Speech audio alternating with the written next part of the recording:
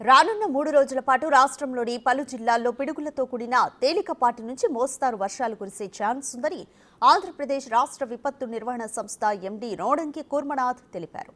భిన్నమైన వాతావరణ పరిస్థితుల పట్ల ప్రజలు అప్రమత్తంగా ఉండాలన్నారు. ఉరుములతో కూడిన వర్షం పడే సమయంలో చెట్ల కిందకు వెళ్లి నిలబడకూడదని హెచ్చరించారు.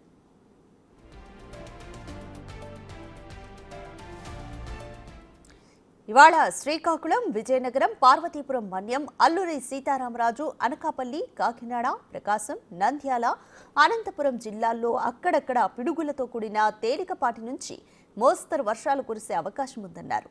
వ్యవసాయ పనుల్లో ఉన్న రైతులు తగిన జాగ్రత్తలు తీసుకోవాలని సూచించారు.